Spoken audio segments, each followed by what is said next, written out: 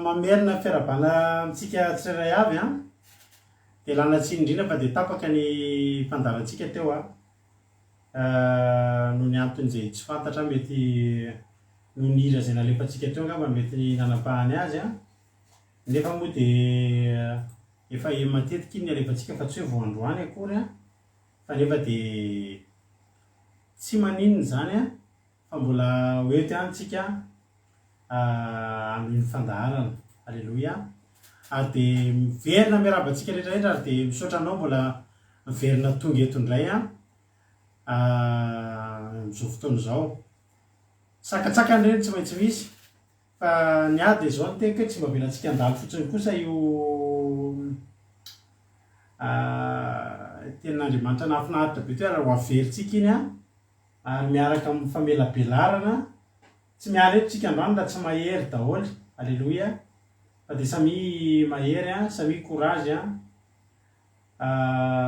isika tsirairay avy dia miarabantsika rehetrarehetra miverina miarabantsika ary misaotra anareo miverina niditra teto satria dia matokontsika fa mbola afaka hifampaherentsika amin'ity androany ity. Tsika tsy milavolefina zany ary tsika tsy manaiky ho resy zany araka ny bavy lina hoe no mifazoto fitiavan'i Jesosy mbola mahatonga antsika eto indray dia mampiona zay fa bloqué voahengelina manomboka indray fa rengelina ny compte moa zany no tena marina fa zao tsika mandroso foana manao tonga ny fotoana tsy afahantsika tsony manao an'ity fandarana ity dia mbola eto foana tsika ary dia ilaza ny toriny marina eto foana tsika. Alleluia. Tsika ho any an-danitra. Alleluia. Azadino zay ary tsy zakany devoly ty fitoriana zay ataontsika ity fa zay aza ataonao ambany zavatra dia mahereza ary tsika rehetrarehetra. Ndao ary anao hira anankiray tsika dia verinainao ilay toriteny efa vita moa vavaka fanombohana sy ny antsatonikano tonga dia hiritsika dia tonga dia toriteny satria maina be tonga dia hoe tonga dia toriteny fotsy satria ty fandarana ty hojeren'ny olona hafarapitso zay mety tsy nahitatsika fa raha tsika masina tonga dia toriteny ary ny averina na dia atao keo mbola famelabelarina satria efa heritsika ihany le toriteny teo fa aleo averintsika mihitsy hoe mba misy hira dia misy toriteny mba ho an'ny olona zay tsy nahita androany dia mba mahita izy androany. Ndao ary tsika nao an'ity raha mahafinaritra be ty dia meno finaritra isika tsirairay avy tahin' Jesosy daholo. Toriteny avy hatrany ao izy ty.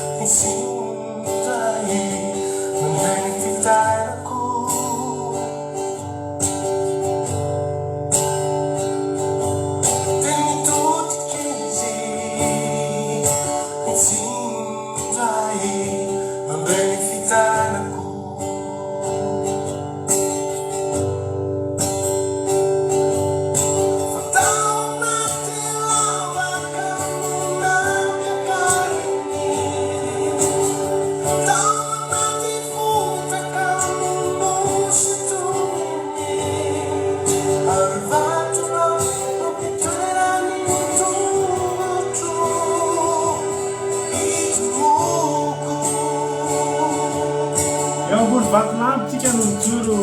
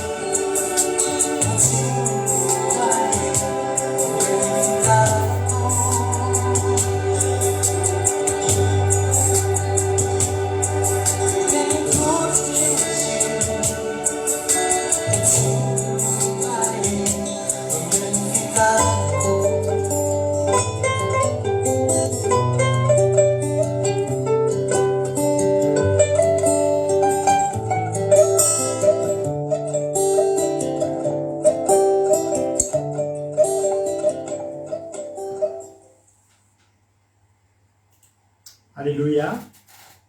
Isarantsika an'Andriamanitra zany iry zany a. Tsa roko ry avany zany iry zany tamin'izay vao nanomboka ny vavaka fa tena nakasika ny foko tadidiko mihitsy. Niditra ny vavaka zay tamin'izany. Dia misy rahalahy anankiray zay tsara roko mihitsy amin'izay izy zay. Ehe aloha faran'ireo izy dia mandeha zehitre dia tena mika mamitsy tao anaty lavaka any nosy toninao. Dia zany eritreritry olona misy problème ohatra anako ngamba ty rahalahy ty. Izy tena mitomany be mihitsy zay avy hita olona hoe mitomany be mandohalika dia mira dia mivavaka. Izy tena nito rahalahy teo mbola mahafino ny olako ny olany. Izy efa tsy misy olana tsory. Efa natsiary fotsiny tena tao anaty lavaka any nasoronao Jesosy niandry a Jesosy dia niandry dia tsara roko mandraky ty ny androany zany izy zany nampahery a. Mila mpampahery anao koa zany izy zany. Notsikitra amin'ny tenin'Andriamanitra avy hatrany a. Tsy miala tsika raha tsy mahery androany fa courage ianao. Tahiny tompo a raha nabavy malala averitsika mihitsy ny autorité dia aloha irefirefotra mihitsy ny androany a. Tsika tsy manaiky. Araka ireny tsika tsy manaiky an'izany. Raha izy le ireny délivrance iny. Ndao ary tahiny tompo raha nabavy ambaratsika nabavy Haingo ny rina Rodriguez anao ny fitenenana. Verina mihaino tsara aritsika. Mbola fifaliana ho andray ry havana malala no manonona velanan'i Jesosy Kristy tompo amintsika tsirairay avy.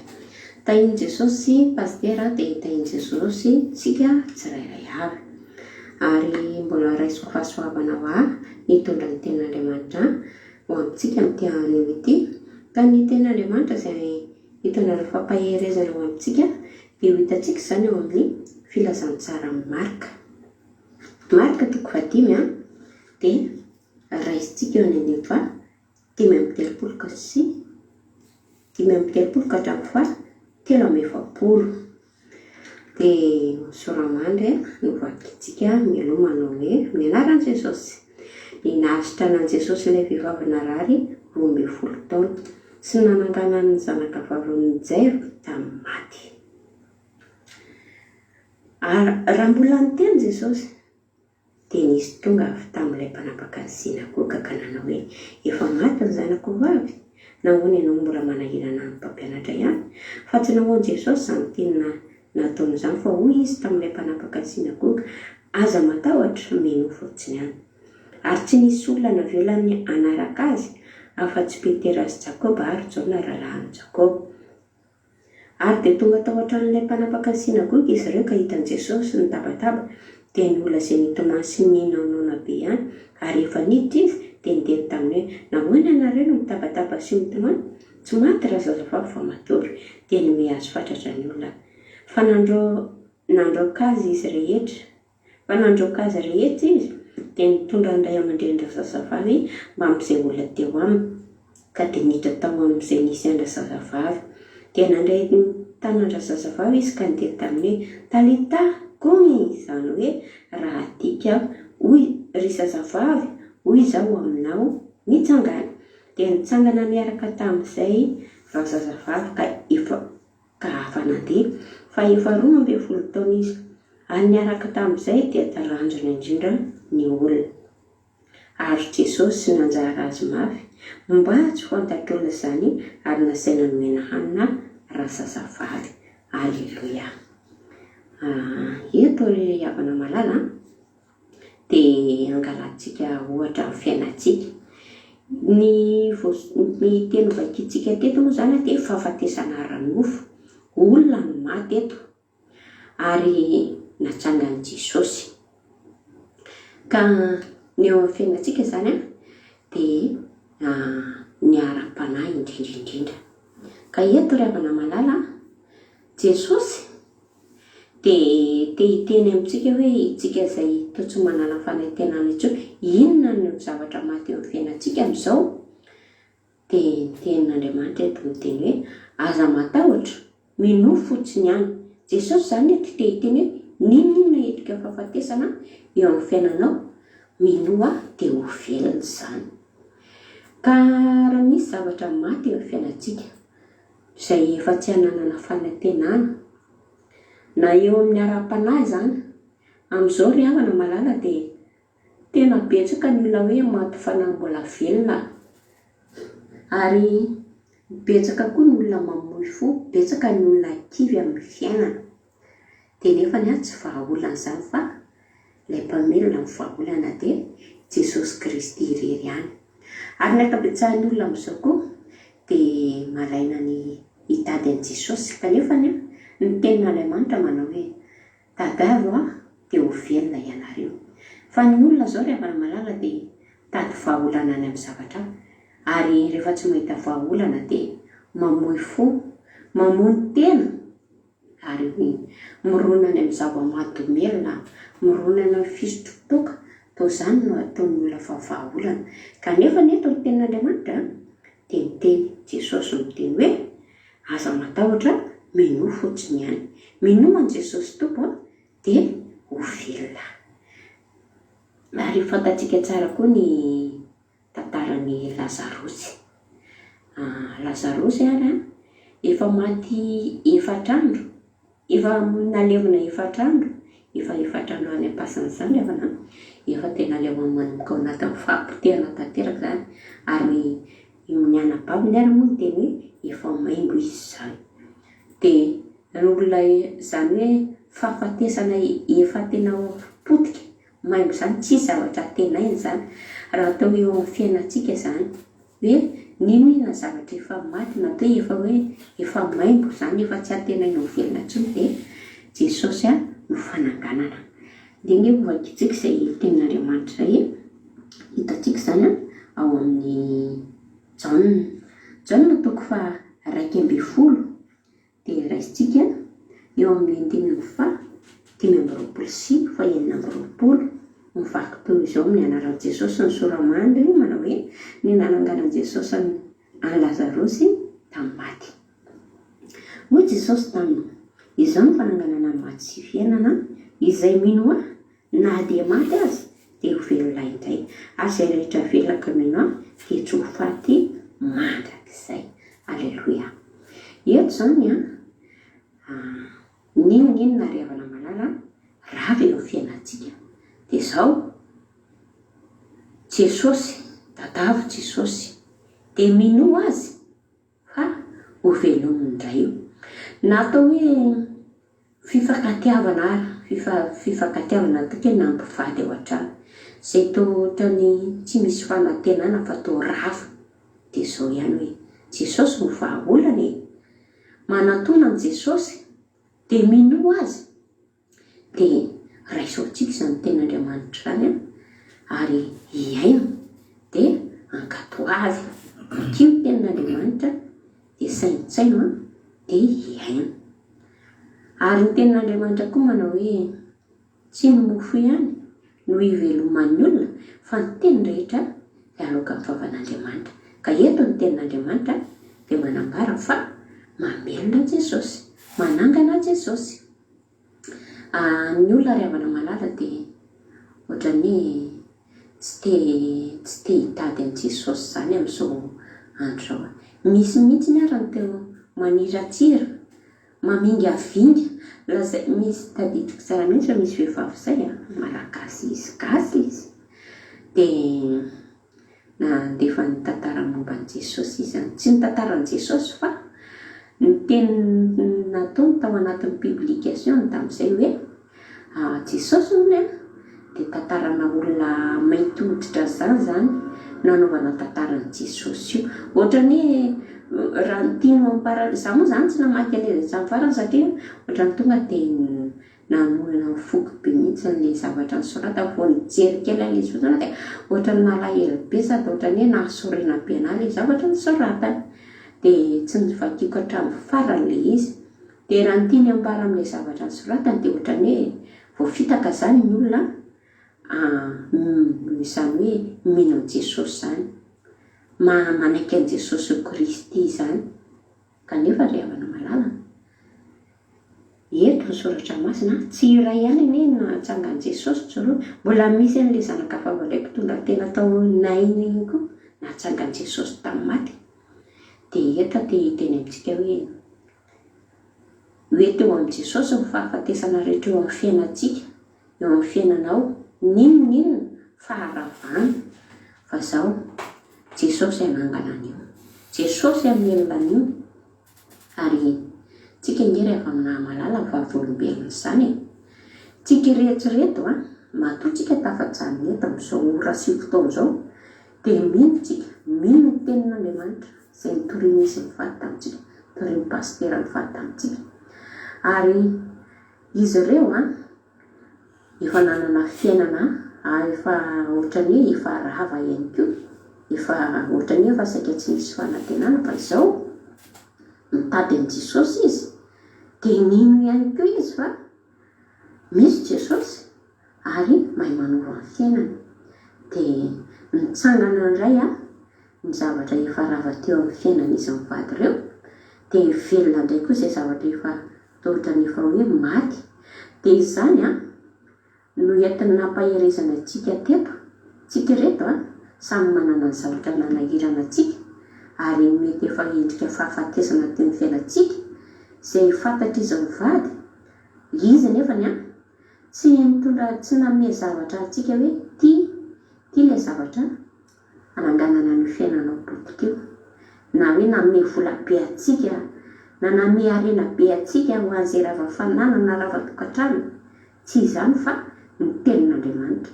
Dia nitoriny tamintsika Jesosy, fa Jesosy ny nanangana ny fiainan'izy ireo indray ary namelona ny fiainan'izy ireo. Dia nino koa tsika, dia reto tsika ry havana malala, mino ihany koa tsika.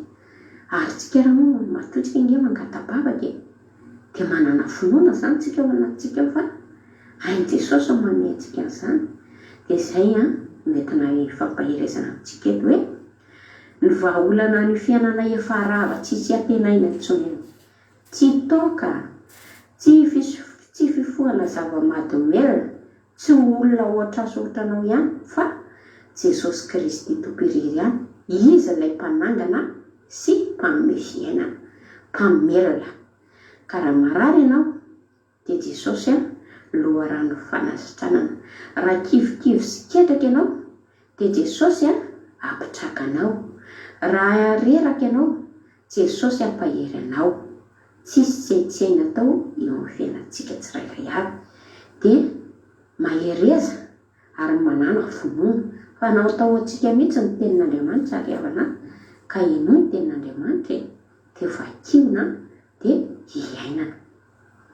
Zany lazarosy zany tsy izay tsy mahalala an'izany fa velona lazarosy ary teo nampitombo finoan'olona maro nahita ny fahagaganana ataon'i Jesosy.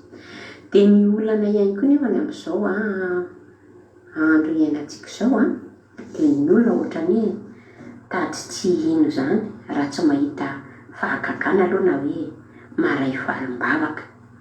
Dia hiandry fahagagana foana fetsika ry havana vao ino, dia hiandry valim-bavaka eo no eo tsika ry havana malala vao ino.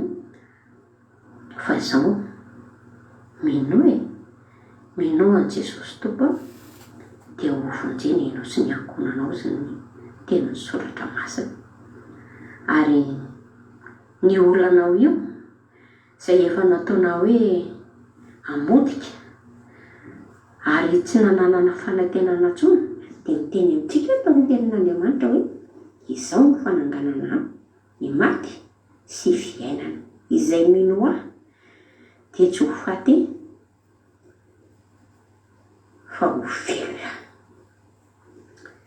Izay mino an Jesosy zany io koa andeha ry havana malala ho velomina indray ny fanantenana ao anatintsika ao, ho velomina ny finoana andeha tena hoe ampirehetina iredareda indray izany finoana izany dia hananantsika fiainana dia ilay fiainana mandrakizay. Dia ao amin'i Jesosy irery ihany no misy an'izany rehetrarehetra izany. Jesosy mivahaolana tsara indrindra ary Jesosy koa mivahaolana akaiky indrindra. Dia aokontsika tsy hisalasala intsony fa atoky azy amin'ny zavatra rehetra. Iny Jesosy atao ny zavatra rehetra. Inona no tsy Jesosy atao amin'ny fiainantsika ry havana malala? Misy zavatra mahafinoana izany hoe maty ve dia nefa ny ainy nanangana an'izany maty izany dia tahaka izany koa ny fiainantsika io. Azo atao ampivary lavo antsika, azo atao ampihembotra antsika na ialantsika amin'ny fanarahana ny toy ny tenin'Andriamanitra, ny didin'Andriamanitra, fa andao tena hoe amafisina ny fitiavantsika ny tenin'Andriamanitra sy ny fitiavantsika n'Andriamanitra ary ny finoana ato anatintsika dia hanana fiainantsika. Ary izaho matoky ry havana malala fa misy olona eto mety hoe ao anatin'ny fampitehana mihitsy na hoe ao anatina akiviana fa Jesosy ry havana dia davo Jesosy dia davo Jesosy dia ho velontsika dia anangana ny efa ravy amin'ny fiainantsika indray izy ary ambelona izay rehetra efa maty engany mba tsy ho tsika izao mihitsy ny olona hoe maty fanambola velona. Dia mino ahy ry havana fa samy mba nandray izay tandrifiny avy tamin'izay tenin'Andriamanitra fohy dia fohy izay dia voninahitra ho an'Andriamanitra irery ihany. Dia eto koa no ametrahako ny velomamandram-piona amintsika. Raha mbola tsy avy eny amin'ny raha olanitra Jesosy dia mbola hihaina antsika amin'ny fotoana manaraka. Alleluia. Amen. Alleluia. Misaotra indrindra ranabavy tahiny tompany ianao ranabavy Haingo Nirina Rodriguez dia fahasoavan'Andriamanitra ny amino anao sy ny ankonanao dia misaotra indrindra maherezatra ny hatrany dia mitombositra mitombo fahasoavana. Andriamanitra ny hamaly fitenao tamin'ny asan'Andriamanitra izay vitanao fa dia nampaherana tokoa aloha ilay izy alina ebtisam andreo vitantsika teto izany dia arabaina i alina ebtisam tonga soa ianao maretatra amin'ny farany. Alleluia. Misaotra ranabavy Haingo Nirina Rodriguez izao no afatra aminareo na dia misy fotoana ary tsika te hatory Claude Veloso tahiny tompo na dia misy fotoana ary tsika ohatrany hoe reraka te hatory dia mezaha eny aloha mijery live. Ny antony dia izao tao anatin'ny 2 andro izao ay zanak'iranabavy haingony irina alebsatima ebtisama tonga soa ianao a maharetatra amin'ny farany alleloia zao teko anareo roa andro a zao a de andefasan'ny facebook listana vidéo atsika be de be amapolo nefa mingamba efa mety ho zato a ny vidéo atsika hatram'zay misy tamy 2020 misy tamy 2019 misy 2021 misy tamty 2022 ty tahaka anisan'zany a nitoroteny tamy sabata anisan'zany lay toroteny le hoe torotensika faraparany nisy maromaro to de zao nyteneniny hoe hofafana fa misy manao fitorina zany ny video atsika hoe hitareo le video mandeha ao arinindreo ohatra na fekira reny a indrindra raha mandefa hira amin'ny teny frantsay sika de misy manao fitorina de hofafan'ny facebook zany reo video reo de nytiako lazaina zany de zao tsy maniny reny na fafany ary tsy problème atsika zany alao fafany fa anazy ny fanapahana tsy problème zany fa ny zavatra angatahako amin'izany fotsiny de zao hoe miezah ihany a mijery a live satria rehefa mahavy mijery live ohatr' atsika na fafany ary rapitso a de mety vomafy ihany ny zay ohatra hoe mbola tsy nahita fa tsika efa nahita rehefa fafany de alao fafany tsika tamy talohatsika nalahelo tam'izany tadinareo tam'ray mandeha to de fafany dao ny facebook ny comptetsika amin'ny comptenay tonga de tsisy vidéo na ray ary naveriny any mola izy rehefa kelikely nalahelo be mihitsika tam'izay fa mahafantatra ny ranabavy liva zanaky ny zanakiza moa izy teo fa nyteny ranabavy zanaky ny zokiny ranabavy haingony reny tonga soa ranabavy liva tonga avafoana de zay zany le izy hoe mijere meza mahita live zay zany no afatra tiako atao aminareo de maherezytsika rehetrarehetra io ary nge zany zavatra zany teneko anareo io avy fotoana tena tapaka tanteraka io de tsy mahita nitsony tsika rehefa mbola misy aloha de tsika tsy kivy marika toko fahadimy tantarana kronjy retsika androany fa ifantoka be dehibe mihitsika amty ao amin'ny tantarany lazarosy teo fa jeretsika aloha ty marika fahadimy ty de nananganan Jesosy an'ilay zanaky vavany Jairo izay 12 taona marika toko fahadimy de ny fahadimy amby telopolo vakitsika aminaran'i Jesosy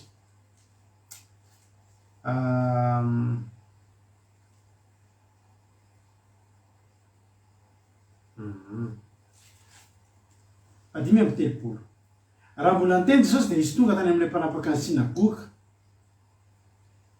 nanao hoe efa maty ny zanako vavy ny zavatra mitranga mantsy de zao taria amin'ny andininy faharoa amby roapolo taria de avy ny anankiray tamin'ny mpanapaka ny sinagoga Jairo ny anarany ary efa Jesosy de nikohaka tomitongy ka niangavy azy fantatra hoe marary efa fatiny zanako vavy kely andeha re mametra tananao mametra ny tananao aminy mba ho sitranisika ho velona de nandeha niaraka tam'izay izy zany hoe Jesosy zany vonona ny andeha teto fa ny zavatra nitranga ny fanisika loatra ny olona misy ohatriny zany zao mainka andeha de tratriny embouteillage zay tamin'ny voateraka ny ry finonana io finona kely le zanaky faharoa io nampome tam'izany akso ny havana rehetrarehetra zay tam'izany zay iangy ao any amin'ny hopitaly zay zao efa mety zazy mampiona lasa zay tody any amin'ny hopitaly ny fotoana mba tongava aingy anareo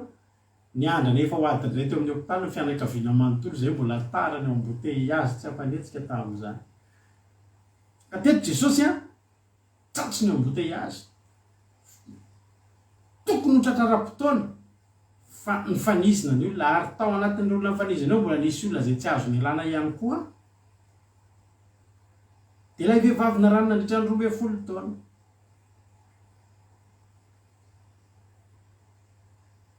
de ny zavatra tranga ny fotoana nyjanona nandana Jesosy miadana noho ny abetsahan'ny olona sy ny fotoana mbola nanaovan'ny asa fanasitranana hafa teo tonga am'izay ny tatitra any amin'ny andiny fadimy amby telopolo tsika zao ary raha mbola miteny Jesosy de tonga ny avy tany amin'ilay mpanapaka ny sinagoga ka hoe efa maty ny zanako vavy nahoana ianao no mbola manahirana amin'ny mpampianatra ihany io ny problème io tonga ny iraky devoly tena teneko anao zany feo avy amin'ny devoly a no netiny ty iraka iteny. Iteny tatitra ratsy, hitondra tatitra negatif, hitondra zavatra mahakivy, hitondra fahakiviana, tsy vaovao tsara, tsy vaovao mahafaly, fa vaovao ratsy. Ary ny devoly de matetika miteny amintsika amin'io, tsika anatin'ny olan'io a, de zao ny tenin'ny devoly. Fiainana efa-podiky io mbola hivavaka mbola anahirana an' Jesosy a. Ary io teny io de tena teneniko anao, fa betsaka ny olona tokony andeha hivavaka, fa bitsipitsia-ny devoly an'io mbola hivavaka. Ny aretinao io ary zay nahazo an'io aretinao io a, tsisy velona na ray, mbola hilingilingy hivavaka ao aiza. Itrosanao io ve? Zavatra hafa atao fa raha vavaka zany a, tsy mbola anahirana an' Jesosy amin'io zavatra io, efa maty fiainanao io, efa potika. Ary ty de teo mihitsy ny tatitra hoe efa maty ny zanakao vavy, nahoana ianao mbola manahirana amin'ny mpampianatra ihany? Tsy foniny devoly tsika nahirana an' Jesosy. Toetra ratsy ny devoly zany. Iza ny teny taminao hoe aza manahirana an' Jesosy, nefa Isaia 9:7 ary Andriamanitra tena miteny mihitsy. Fakitsika ny Isaia 9:7 2:4. Anao zay ten'Andriamanitra. Na de mandra-pahantotsareo aza de tsy miova, ary mandra-pahafototsy ny volonareo de zay ihany no isahirana hitondra anareo. Andriamanitra tena manolo tena mihitsy isahirana amiko sy aminao. Aza sinao fiafahafanany amin'Andriamanitra, fa Andriamanitra tena vonona izy. Manahirana ny fiainanao io, iza ary ny isahiranao anao? Iza? Andriamanitra tena vonona ny isahiranao anao ary mbola ampiny. Zany nanao a, ka zay ihany ny trotro. Eny zany hitondra sy anafaka. Misy Andriamanitra veravana manolo tena isahirana amiko. Dinona ny tenin'ny devoly, aza manahirana ny mpampianatra. Nenay mpampianatra anay vonona isahirana aminay e. Alleloia. Tsy anao ny teny an'izany ry devoly, tsy anjaranao no miteny anay an'izany. Fa fantanay ny mpampianatra anay, Jesosy Kristy tompony sabatanay, Jehovah Andriamanitray, de vonona ny isahirana ho anay. Misy problème zay, izy no misahirana. Ary na problème kely, misahirana kely izy, problème be, misahirana be izy. Halleloia. Ahoana tsy voafafa ny Isaia 9:7 ka? Andriamanitra manolo tena isahirana ho azy sy anao. Any amin'ny testamenta taloha Andriamanitra tena miteny hoe hiantoka ny amin'ny fiainantsika. Ny fiantohan'Andriamanitra, ny naneken'Andriamanitra hiantoka ny fiainan'ny zanak'Israely. De mbola hitendreveny de hoe maninona reny hiantohan'Andriamanitra? Ka Andriamanitra hiantoka e. Misy olana eo amintsika tadidio fa Andriamanitra vonona isahirana ho antsika. Natioran'Andriamanitra, toetran'Andriamanitra, ary napetrak'Andriamanitra nazava fa nambandra-pahafotsy ny volontsika aza, mbola isahirana ho antsika foana Andriamanitra. Ninona zavatra lalovantsika Andriamanitra vonona isahirana ho antsika. Ka teto tonga le tatitra, nahoana ianao mbola manahirana amin'ny mpianatra ihany? De jerenao fiantsika Jesosy, hozy Jesosy 5:30, fa tsy nahoany Jesosy zany na teny nataon'izany. Zavatra rony tsy nahoany Jesosy. Le hoe aza misahirana. Ohatry ny hitake Jesosy teny, fizary ny isahiranako e. Isahirana ho an'izy zany ahy e. Oly tonka amin'ny mpanoatra rado George Andriamana tena mahafinaritra be an'izay, ny zavatra vita ny tanako de ataoko mba anao zany, ny zavatra rehetra nanako sy izay rehetra vita ny tanako de ataoko mba ho an'ny zanako. Tiako zay tahatonkalo zay. Anisan'ny mpanoatra mba mahafinaritra ahy izy. De zao. Tsy nahoany Jesosy zany. Eto zany de voly miteny aza misahirana. Ozy Jesosy sahirana fa ndana mandeha. De faharoa, le efa maty. Tsy nahoany Jesosy zany. Ny vaovao ratsy, ny tatitra ratsy avy amin'ny devoly tsy ahoany Jesosy le. Hoy Jesosy, iza moa ny tompon'ny teny farany? Tompon'ny teny farany, tompon'ny teny farany. Ny teniny ary hoe maty. Zay ny teniny. miteny anao ny olona rehetra efa potika io fiainanao io zay ny teniny, miteny anao ny olona rehetra sitrana tsony aretinao io zay ny teniny. Fa Jesosy maheno an'ireny, ianao no mikoropaka amin'ireny. Fa Jesosy maheno an'ireny, tsy ahoan'i Jesosy ireny.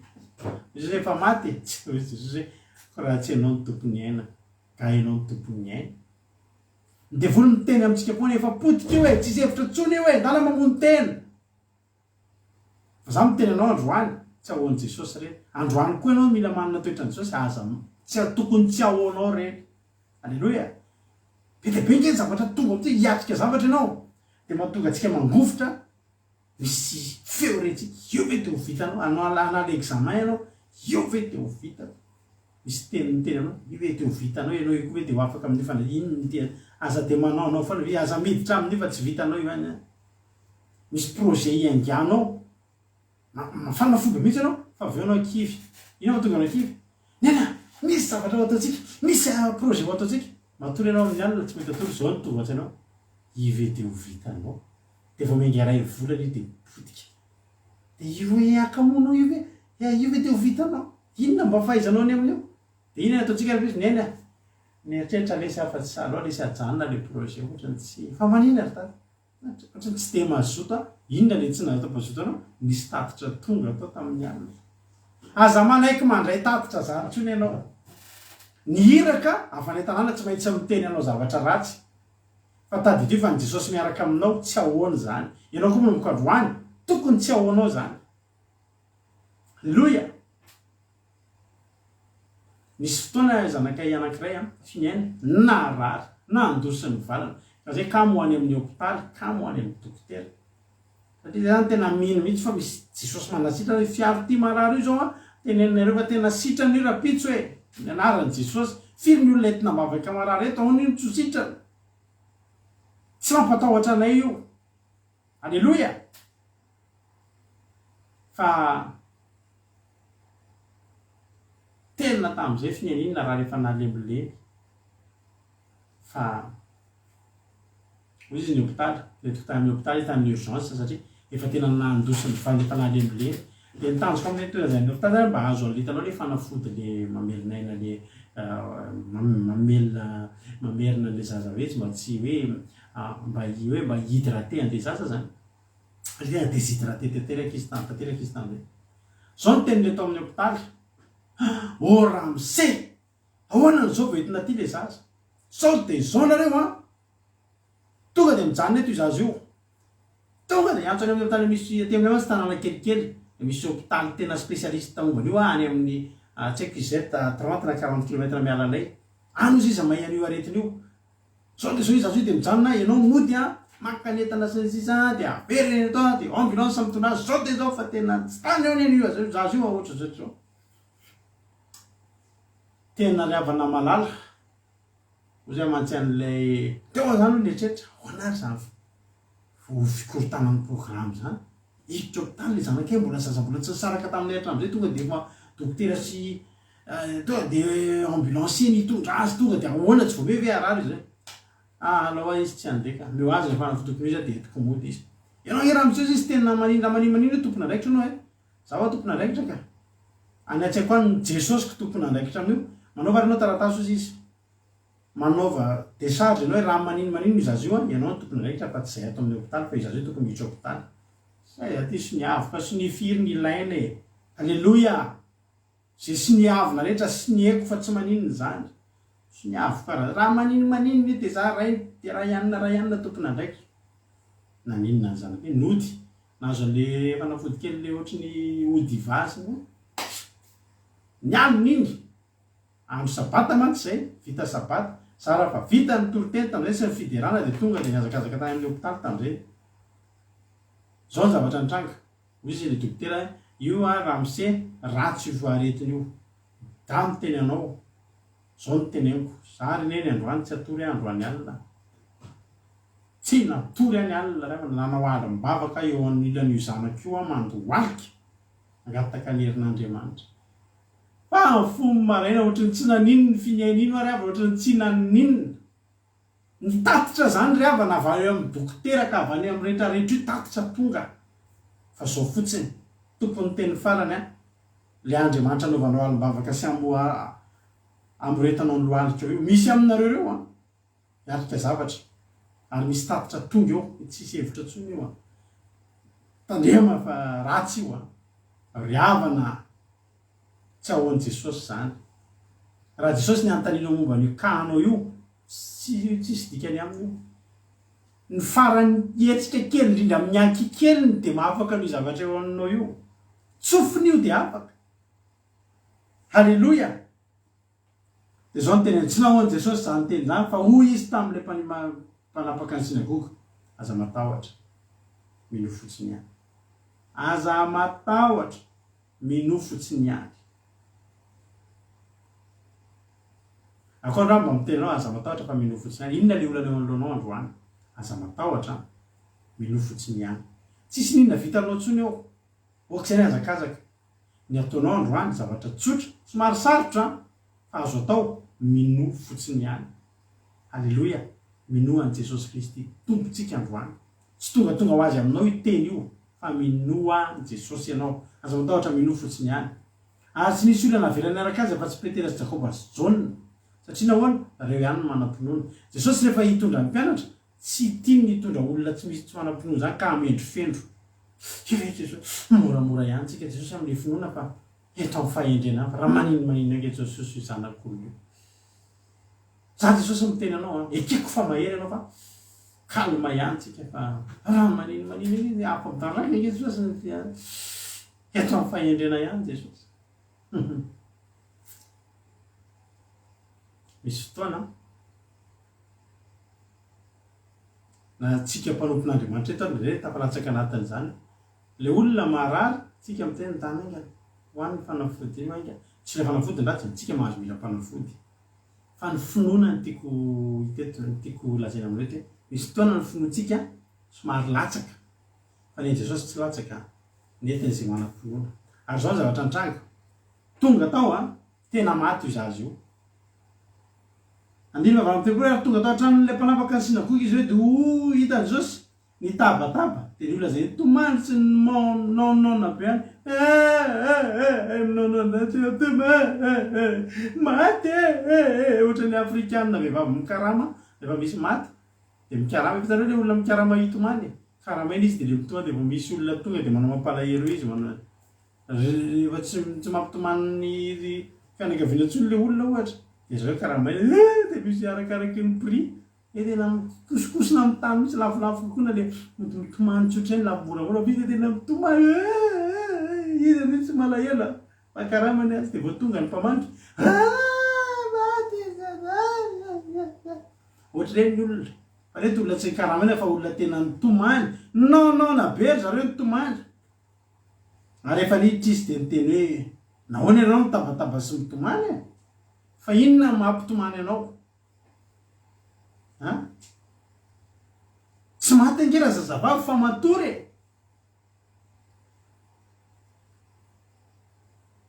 ary amin'ny tantara Lazarosy koa Jesosy miteny hoe andeha hamoha Lazarosy sika fa matory izy Jesosy nipianatra hoe matory dia nazavain'i Jesosy ihany ny tena marina raha ny tena marina raha ho anareo dia azavaiko anareo maty izy efa kisika zany teny zany amin'ilay Lazarosy teo nozy izy Jesosy any amin'le Jaona toko fahaika ambin'ny folo andiny fahaika ambin'ny folo ary zany no lazainy dia hoy izy rehefa afaka zany dia hoy izy taminy matory Lazarosy sakazatsika fa andeha hamoha azy dia mpianatra taminy tompoko raha matory izy dia tsara ihany nefa Jesosy ny laza ny fahafatesany fa nataon'izy ireo kosa fa fialan-tsasatra amin'ny torimaso no lazainy dia tsy azo mpianatra izy dia leo be Jesosy ary tamin'izany Jesosy dia nilaza tsotra hoe maty izy maty Lazarosy ny tiana teneny eto dia zao samy manana ny degré ny zavatra takatritsika amin'ny Jesosy io matory fa amintsika io maty raha mitenitsika hoe matory io toetra ny zavatra hoe tsy azo tsy ohatra zavatra maniditsidiny zany hoe matory sa maty sa matory hoy Jesosy maty izy raha zay ny afaka ampazavanareo dia maty izy fa amiko matory ny fiainanao io aminao io maty amin'ny Jesosy io matory ary zao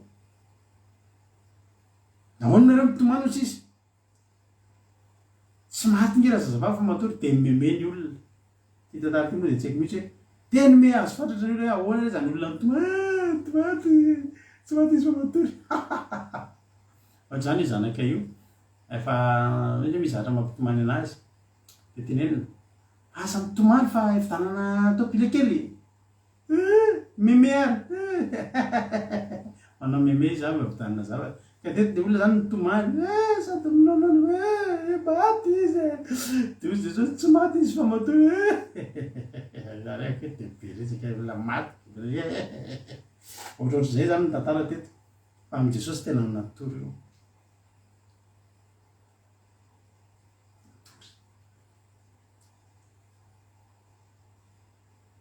alleloia ozy izy Jesosy hoe de ny mehazo fatratra ny olona eny ny olona afaka me fatratra ny olona mijery anao io de tena hoe mbola ho afaka ihany ty fiainako ty mbola tafavoaka ihany de me fatratra ny olona mahita anao indrindra fa mpanenjika anao fa alao ny olona ime tsy azo rarana ny olona tsy ime alleloia Jesosy aza mba memezany olona fa zao afaka mime ny olona mandrapahitany zavatra zany Jesosy masy niditra atao amin'ny efitrano ary Jesosy miditra ao amin'ny fiainanao androany io fiainanao misafotifoty sy mikorotana efa maty tsisy ilana azy io Jesosy miditra ao Jesosy mbola manaikiditra ao Jesosy mbola nanaikiditra tao amin'ny toerana io zao ny nataony niditra tao am'izay nisy andrazazavavy izy amin'ny anarany Jesosy hiditra ao am'izay toerana misy anao anie Jesosy misy fianakaviany miaraka amintsika eto tratrany accident am'izao fotoana zao voadona ny lohany manao accident na moto fa amin'ny anarany Jesosy androany de androany hiditra anatin'ny hôpitaly misy an'io zazo io Jesosy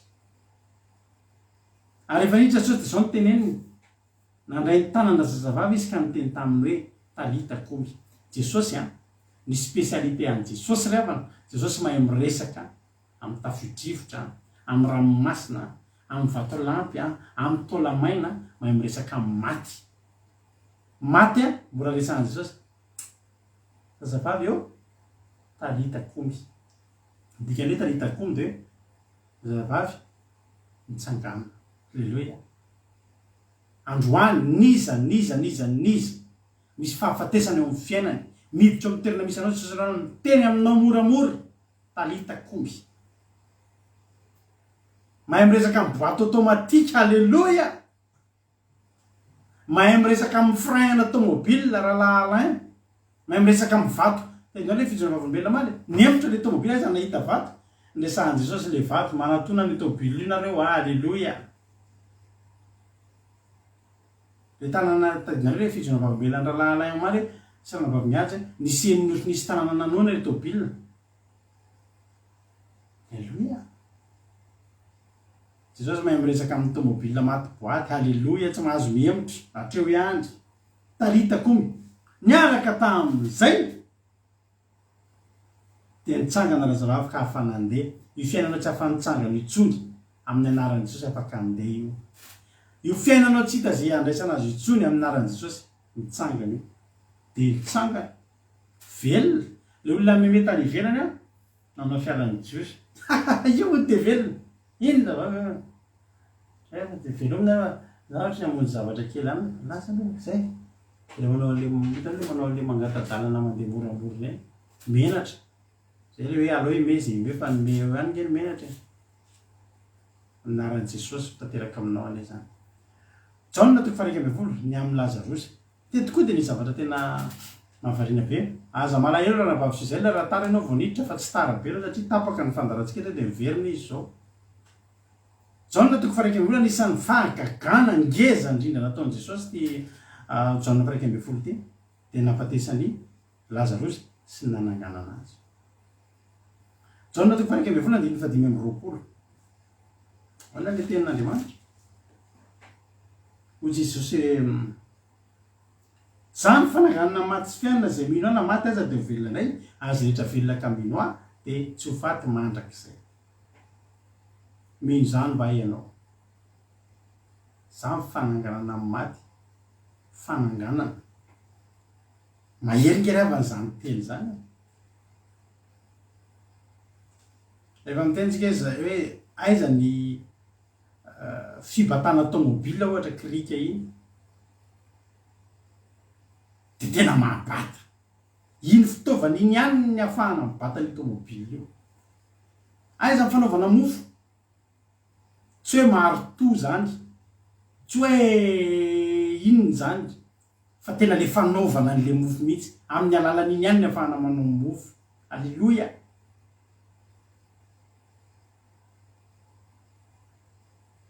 Fa Jesosy fananganana, halleloia. Tsy afaky hitsangana raha tsy amin'ny alalan'i Jesosy. Izy ny fananganana. Raha misy zavatra ilana tsangana zany de raha vao tsy iziny eo de tsy mety. Izy fananganana. Raha misy zavatra mila tsangana de ilaina le fitaovana. Jesosy le fitaovana. Halleloia. De manana finoana amin'izay ianao fa Jesosy fananganana ny fiainanao io.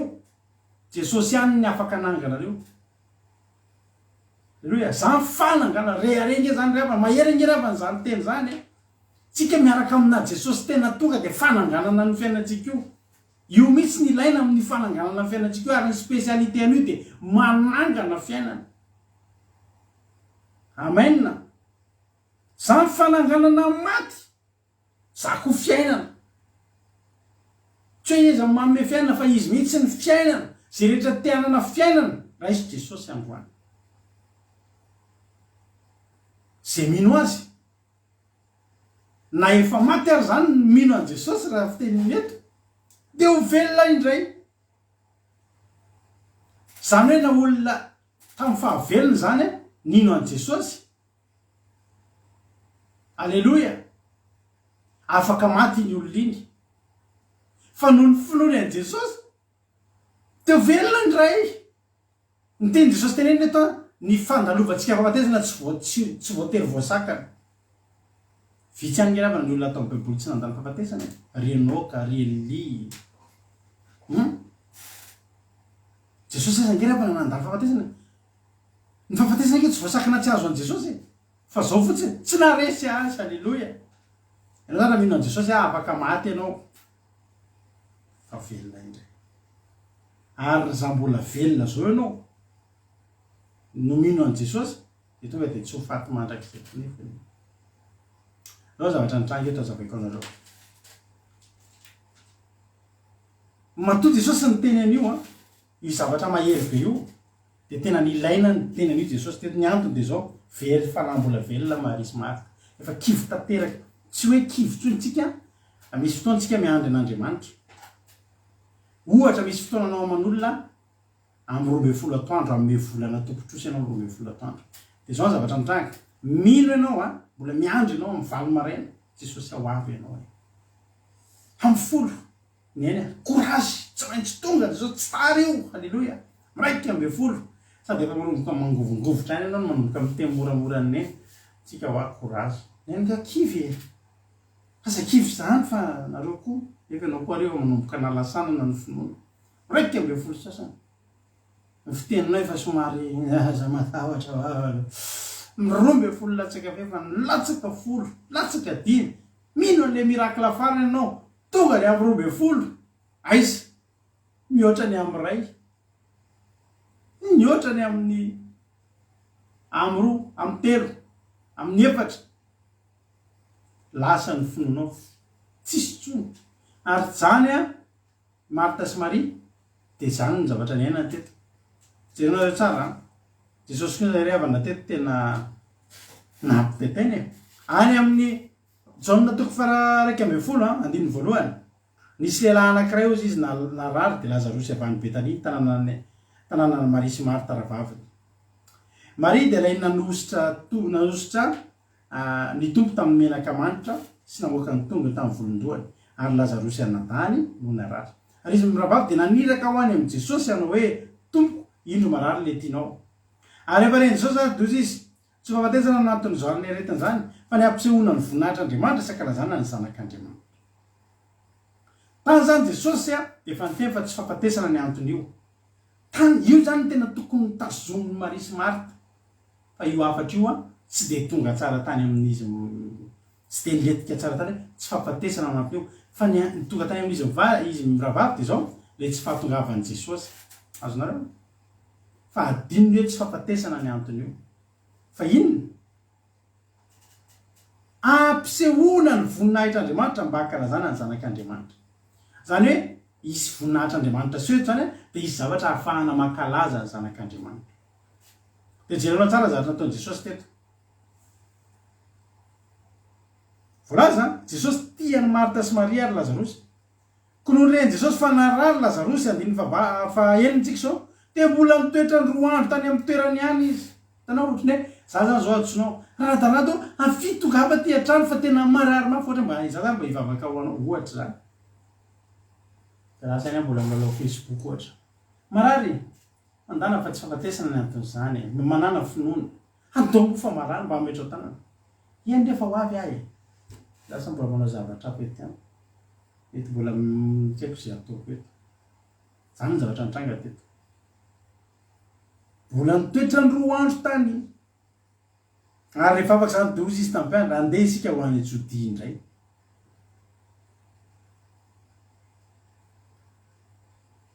Tonga zany ohatra latsinainy zany tonga niraka tao fa marary be mihitsy ny Lazarosy. Dia mbola nijanona tany Jesosy ilay latsinainy sy ny talata. Dia ny larobia mbola tsy nakany indray Jesosy fa mbola nakany Jodia. Mbola lalana mifanohatra. Dia avy any Jodia amin'izay ho any Betania lalana ny 2 andro.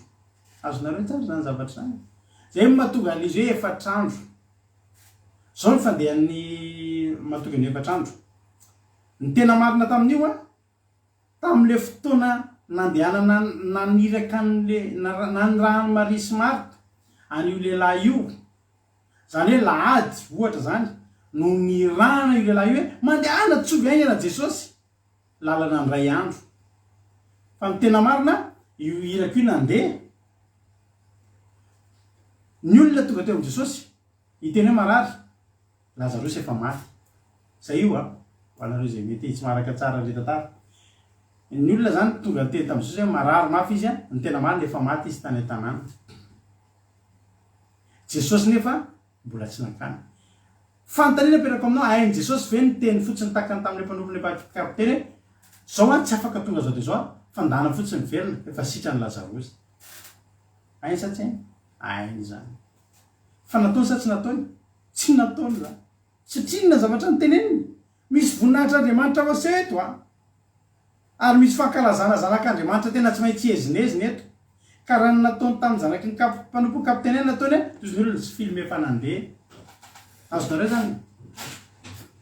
Jesosy tsy mila filme efa nandeha. Ny Jesosy na olona samy bokary no nisitranina samy hafa ny ataony, samy jambo samy hafa ny ataony, porofony fanazy ny fahagagana. Zay zany tena anao androany ary mampahery anao amin'ny anaran'i Jesosy. Fa misy voninahitr'Andriamanitra mila seho eto ary misy zanak'Andriamanitra mila sandratra. Zao ny zavatra nitranga. Tonga teo amin'i Jesosy sy miplaza ny tena marina Lazarosy efa maty tany an-tanàna. Fa izy efa maty io le vehivavy kely taringery avana vao maty vao eo io tonga avy Jesosy hoe tarita komy. Fa arakara ary Jesosy mahafantatra fa maty Lazarosy. Natory izy. Fa inona nataony Jesosy? Mbola nijanona 2 andro teo izy. Ary tonga tamin'ny 7 andro hoy Jesosy mbola tsy mety raha zao tonga eto ny antony dia zao. Ny jiosy rehefa maty dia tia misy zavatra fataon'ny jiosy. Any Palestina mamay be ny andro. Raha vao misy olona tsy mihetsika tsony dia tonga dia hoe maty io. Dia misalasala ny jiosy hoe maty vao io sa torana. Raha torana io dia miandry ny jiosy fetra 3 andro. Zay vao tena inony fa maty. Raha ohatra nefa io olona io ajanona eo ka tena maty tokoa afaka 3 andro io efa manomboka mibotsina satria mafana ny andro tamin'izany tsisy formole. Amin'izao mantsy ohatra hoe maty dia asiana formole ny raiky zao rehefa maty mbola nirasana daholo ny avy taty andafy tamin'izay dia herinandro mihitsy 7 andro izy vao nalevina satria mbola tonga tsy kelikely ny avy taty andafy tamin'izy maty. Fa tsy nanina satria nasiana formole. Fa tamin'ny andron'ny jiosy tsy zany. Vao tsy mihetsika intsony ianao ary misy tamin'ny andron'ny jiosy tamin'izany fotoana izany olona efa nalevina velona velona ndray de misy olona efa deklarena hoe maty fa velona ndray janona teo fotsiny fonina ohatr' zany de velona ndray ary ny jiosy rehefa mandevina tam'zany tsy tonga de hidina ny vato pasana fa amin'ny fahatelo andro efa eo zany le vata fasana somary atanila fa ny amin'ny fahatelony andro vita ny telo andro de am'izay fotoan'zay resy lahatra ny jiosy hoe tena maty tanteraky telo andro tsy ny fo angena tonga Jesosy telo andro de nitsangany tsy efatr'andro satria ny amin'ny fahefatr'andro efa maimbo am'izay le vatana le razana Jesosy tsy nandalo fahalovana zay lo tadidinareo Jesosy telo andro vitan'Andriamanitra calcul tsy hoe amin'ny andro fahefatra fa amin'ny andro fahatelo satria tsy tratra ny fahalovana Jesosy fa izao eto zany ny olona tany amin'ny Palestina rehefa maty de telo andro izy atao apasana vo maty izy aloha to de rehefa ny apasana fa tsy miandro faty ny jiosy vo maty izy io de rehefa ny apasana so de maimbo so de any apasana izy mbola tsy akodiny vato fa teo am'izay nakodi am'izay ny vato tamin'ny fahatelo andro satria efa maty zay na tonga ny Jesosy ny teny hoe aiza ny misy azy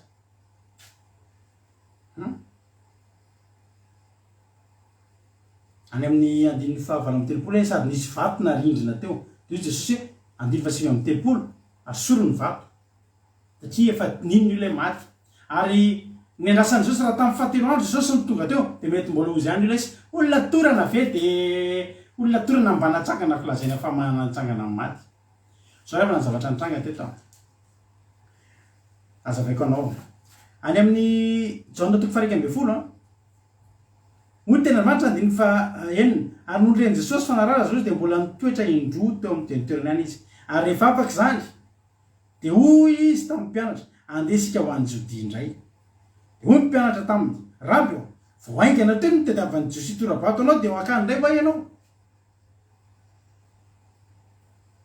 mitantara io de amin'le jaona toko fahafolo andiny faraika amby telopolo fakitsika nge io hoe mareo baibolinao jaona toko fahafolo andiny faraika amby telopolo de hoy ny tena Andriamanitra hoe de naka vato ndray ny Jiosy hitoraka azy fa Jesosy namaly azy ka hoe maro ny asa zay nasehoko taminareo avy tamin'ray ko ny asa manao ahoana moa tamin'ireny moa nitorahanareo vato de ny Jiosy namaly tamin'ny hoe tsy niasa tsara nitorahana vato anao fa mifitenenany ratsy satria olona ianao nefa manao ny tenao Andriamanitra zao zany Jesosy nikotorahan'olona vato teto toy Jesosy hoe satria nareo sy kitora-bato ana de aleo anehoako aminareo fa za Andriamanitra de ho hitanareo ry havana amin'ny fotoantsika rehefa mba ambanin'olona ohatra to olona tsinitsinina ianao ve inona koa ty ianao olona tsy ahoana tsy ahoana de inona ny ataontsika rapitso manao publication tsika de na tomobile tsy atsika ary de izy tsika tiako ny fiainako aza manenjika fa mbola be lavitra ny lalako tomobilin'olona nanaovanao selfie misy zavatra porofonao re fiainan'ny olona tao Facebook ngery avany zany be de be ny olona te anaporofo zavatra eto amin'ny Facebook eto de mana tobila tsara de de modirarena ohatra re mody atao alina de mody tsisy idiran'le tomobila mihitsy fa mody eo no zavatra hafa de sy ny aten'Andriamanitra fa fahasavan'Andriamanitra anaty toy izao de hitany olona ary misy olona na kiraro vaovao aza ny azo de mody alena vita hay miteza be ty fiakarany ty fa le kiraro ny atao hita eo mizatra tia ny olona porofona le izy lozika zany le izy nge zavatra tsy fahadisony ianao tonga tena olona ianao olona tsy aniny tsy aniny olona tsisy ilananao mahantra velona oaziny olona de iny nataonao rapitso anao publication anao anehoanao mety sakafo be na mety trano be na anaporofonao amin'ile tsy mahantra zany zay tsy resy zany na de mangina re sa tsy marina zany Jesosy teto ohatr' zany ry havana ny aikotorahan'ny olona vato hoe miteniteny foana milaza fa Andriamanitra de Jesosy zao ary izy voninahitra Andriamanitra ho aseho ako mba aniny mba hampisehoana ny voninahitra Andriamanitra ary mba hakalazana ny zanak'Andriamanitra de ahita zavatra nareo inona le zavatra ho hitanareo efa efatrandro any am-pasana ho hitanareo tsara raha nataon'i Jesosy hoe tonga de nisitranona Lazarosy ozy ny olona efa film efa mpandeha ozy Jesosy ahita film mbola tsy nandeha nareo de ho hitanareo fa na ny tompony ny fahoriana ary iteny hoe efa maty izy efa maimbo izy zao androany zany Jesosy tena misy fotoana te ampailanao a fa Jesosy miandro ny fiainanao maimbo mihitsy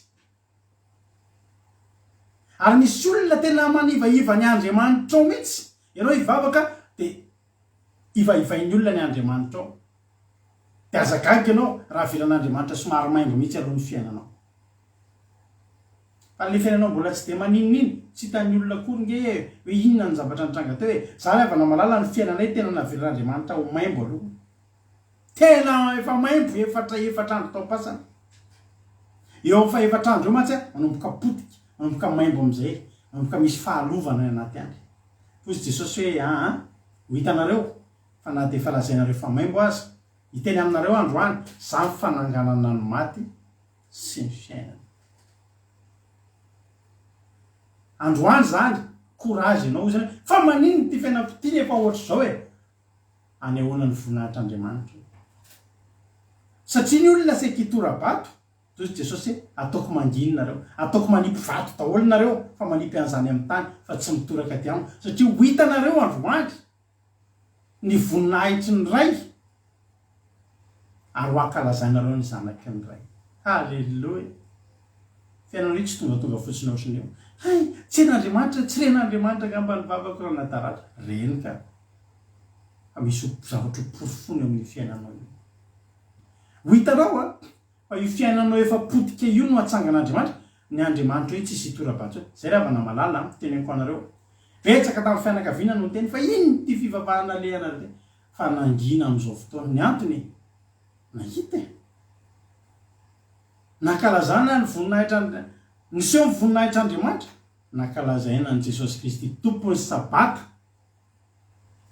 tsy samy tena ilay zany tsony zao fianakaviana verena am'izay aty amin'ny fiangonandehibe atsika miandry anao voka dehibe ny fetin'ny taranaka iza rato iza ramapionina fetin'ny taranaka voka dehibe ndaova mamelo masony tsisy an'izany tsony mangina ny olona satria zao tena niseho voninahitr'Andriamanitra ary misy fianakaviako miheno eto de tiako mba henony mihitsy zany fa voninahitr'Andriamanitra tena niseho hoy Jesosy tsy ho fahafatezana no anton'izany fa ny ampisehoana ny voninahitr'Andriamanitra mankalazana ny zanak'Andriamanitra Jesosy Kristy tompony sabata tsoroko zay no naty toy zao ny fiainanay potika ho potika maimbo fozy Jesosy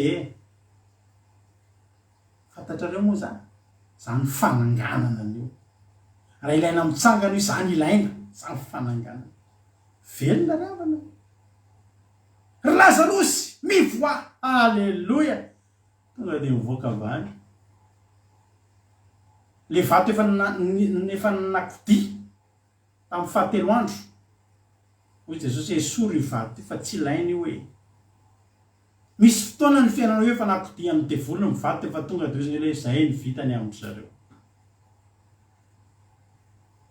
fa ny fahatongavan'i Jesosy esory ny vato za koa andrano miteny aminao minaran'i Jesosy esory ny vato fa mila mitsangana ny fiainanao de niseho ny voninahitr'Andriamanitra de nakalazaina am'izay Jesosy tsisy fitoram-bato tsy fitoram-bato ny alan'i Jesosy tety satria zao le fitoram-bato tsika atao anazy nangina ny olona fa tsy mitoraka fa tena zanak'Andriamanitra iny lehilahy efatrandro efa maty efa maimbo fa nitsangana ho zany be eno apetrao amin'ny tany ny vato fa oaka zay halleloia seho ny vonahitra nandeha Jesosy olona sekitora-bato azy hitako mihitsy Jesosy nandeha nyre are ohatra zao izy le sekitoraka nitsangana za tsy nitsangana re Jesosy fa za de mamovota avany na reo koa de efa hoe nitsangana fa oaka zay halleloia amin'ny anaran'i Jesosy tsangana ny fiainanao ozy izy ianao hoe fiainako ty fa tsisy raisina tsony anao Jesosy aneo ny voninahiny de vitanao ny voninahiny hoy Jesosy tamin'ny Zerovavy tsy efa voalazako fa raha ino ianao de vitanao ny voninahitr'Andriamanitra ianao le tsy mino tsony androany faraparany minondray fa raha ino ianao dia ho hitanao voninahitra Andriamanitra. Samita iny tompontsika rehetra hivavaka avy hatranytsika ao amin'ny dira ity. Alleluia.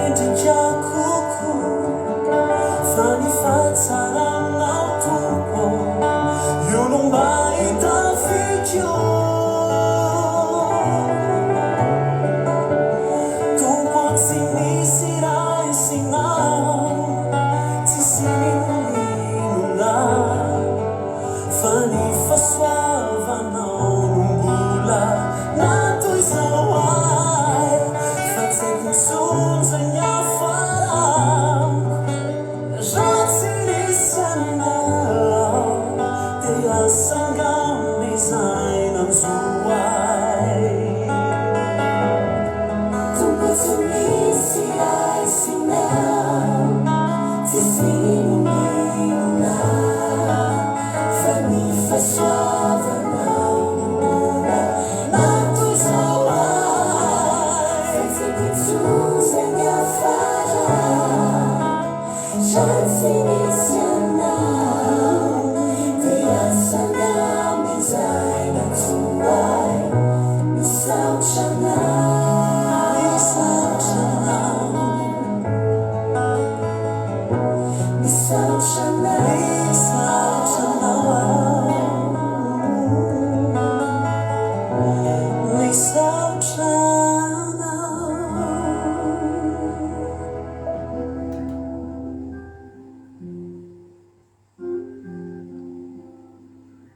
Alleloia.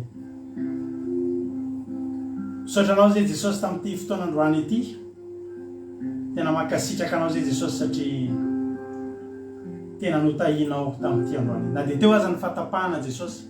Dia mbola nombanay ianao tamin'izao tapany faharoa zao Jesosy malalo.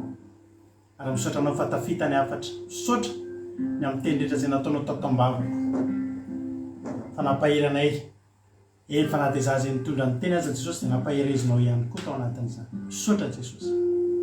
Fa io Jesosy reto mpanomponao reto mba tsisy anary izany teny izany ao am-pody. Fa tena hoe hitahiry an'izany hoentiny miainga hiatrika ny fiainana. Hiandrandranao na dia efa ao anatin'ny fotoana izay mety hoe somary latsaka lalina ny fiainana. Aza velanao manary toky hatramin'ny farany.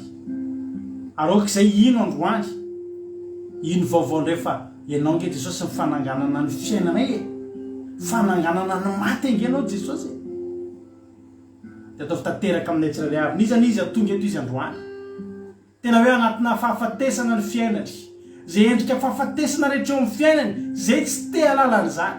Fa ny zavatra fantatray, misy Jesosy fananganana fiainana eto. Fananganana ny maty. Mpanangana ny fiainana efa maty. Mpanangana ny nofinofy efa maty. Mpanangana ny fanantenana efa maty. Mpamelona ny finoana efa maty. Sotra Jesosy. Tehirizony ny tsirairay avy. Zay rehetra mila anao eto Jesosy, vonona izy androany, ny ary toriteto, vonona ny ino anao hatramin'ny farany. Dia tsy mba ataonao diso fanantenana, fa dia tena isehon'ny voninahitry'Andriamanitra tokoa, ary dia tena hoankalazaina eo amin'ny fiainana iny zanak'Andriamanitra. Sotra Jesosy any. Sotra Jesosy any. Voninahitra ho anao hatramin'izay dia mandrakizay. Matoka Jesosy, fa hitahiry izany teny izany no ary ny devoly sy ny Satana. Dia tsy afaka hitsaingoka na dia litera iray tamin'izany ary. Misy sotra Jesosy eo. Amen.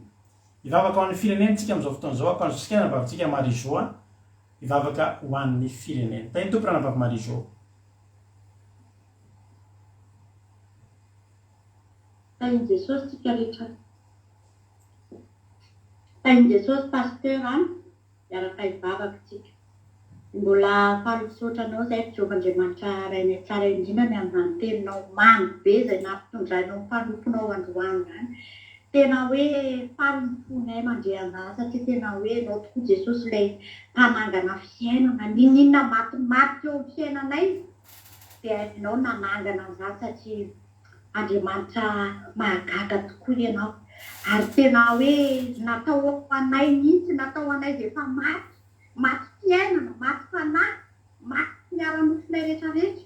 Ianao Jesosy ary tena hoe mankasitraka anao izay androany amin'izany teninao izany, fa tena mamelona fanantenana indray any anatinay izany, fa ninona zavatra iainanay tsirairay avy atao fotoana izao dia ianao no afaka hanangana an'izany. Ianao no afaka hanaisotra anay eo anatin'izany na dia heverinay efa tsisy lalana azo ivoahana intsony ary. Dia androany no izany teninao izany indray dia velona indray ny fanantenanay Jesosy ary. Mankasitraka anao izay. Hideranao izay ny amin'izany teny maminao izany, fa tena Andriamanitra mpamonjy mpanangana tokoa ianao. Ary niza manatrika an'izao fotoana izao androany. Teto amin'ity fandaharana ity Andriamanitra dia tsisy hiala-maina Jesosy ary. Fa ho hamarinao ny teninao fa ianao ilay mpanangana maty tokoa, ianao ilay mpanangana fiainana. Ninina fahoriana lalovan'ny tsirairay avy, ninina aretina tsy mety sitrana, ninina fiainana efa tena hoe potika amin'izao fotoana izao dia ho hatsangana izany teninao izany satria izay ilay teninao Jesosy. Izay ianao izay Jesosy Andriamanitra, tsy zavatra tianao atao eo amin'ny fiainan'ny olombelona tsirairay avy. Mankasitraka anao tamin'ny fanatrehanao magaga, mankasitraka tamin'ny fiarovanao connexion anay tsirairay avy teto. Ary androany Jesosy dia hivavaka manokana ho an'ny firenena amin'izao fotoana izao. Tena lasaka katerena amin'ny firenena fandroany fa afaka manokana izay amin'ny alalan'izany teninao izany Jesosy a dia tena hoe hitondra fananganana ho an'izany firenena izany ianao. Niza malagasy nanaraka teto Jesosy any Madagasikara na manerana an'izao tontolo izao ity dia ho atsangan'izany teninao izany Andriamanitra amin'izao tontolo izao a mamindra fo amin'izany firenena izany, mamindra fo amin'ny malagasy rehetrarehetra Jesosy a. Ninina tsy fantaterahany Andriamanitra dia hijoroana amin'ny bandy isan'andro eto ny tena mangina ho fony malagasy amin'ny alalan'ny fananao masina Jesosy a mba handray amin'ny teninao, mba hifanena aminao, mba hitsangana indray izay rehetra maty eo amin'ny fiainan'ny malagasy rehetrarehetra tsisy miafina aminao izany Jesosy. Matoky ny fiasanao magaga, matoky ianao izay Jehovahandriamanitra Andriamanitra ny nofo rehetra ianao tsisy zava-magaga tsy hainao atao. Matoky ny famanginao izay Tompo Andriamanitra mba tsy halamaina izany anjara fananganana izany firenenay Jehovahandriamanitra. Ary ireo mpino rehetra ao amin'ny firenenay izay efa mitady sy mikataka anao velomy ny ara-panahy izay maty ara-panahy izao fotoana izao. Atsangana izany Jesosy mba tena hijoro amin'ny fahamarinanao, mba hikataka amin'ny fahamarinanao Jehovahandriamanitra. Mpino rehetra ao amin'izany firenena izany misaotra anao izay Jehovahandriamanitra fa tsara loatra ianao. Minao fa izany bavaka rehetra nitonomy izany dia tsy habary fotsiny ihany amboary fa tena ho taterahanao ny teninao hoe ninona tononareo amin'ny fivavahana sy angatanareo dia minofa efa nandray anareo dia ho azonareo izany. Dia rainay eny ny anaranao Andriamanitra ray zanaka fanamasina. Aleloia, amen.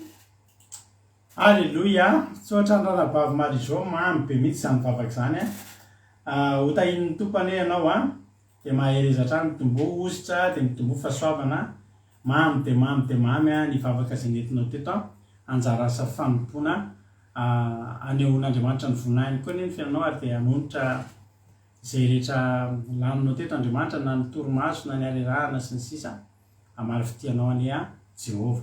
Dia tahin'ny tompontsika rehetrarehetra tapitra fandarantsika ny fiarahantsika eto ny tapitra fa afaka mbola miaraka aminay foana ianao a ao amin'ny site web ny Akiradio raha te hihaino ny Akiradio ianao dia akiradio.radio12345.com averiko a akiradio.radio12345.com ahafahanao miheno ny onjam-peo Akiradio a mandeha andro aman'alina misy totezaky ny amin'ny izaky ny adiny 3 amin'ny ray amin'ny 7 amin'ny 7 amin'ny folo maraina amin'ny ray amin'ny 7 amin'ny 7 hariva dia tahiny tompo daholo a dia maherera mbola tsy tonga eny amin'ny raolanda Jesosy ka samy velonaina tahiny tompontsika rapitra dia eo anetitsika rapitra amin'ny 3 hariva ao anatin'ny takariva mahafinaritra raha antsika amin'ny groupe izay maharesy a dia rapitra alina amin'ny 7 sasany a miaraka aminao eto indray a ny tenako a samy tahiny tompo a mahereza daholo a.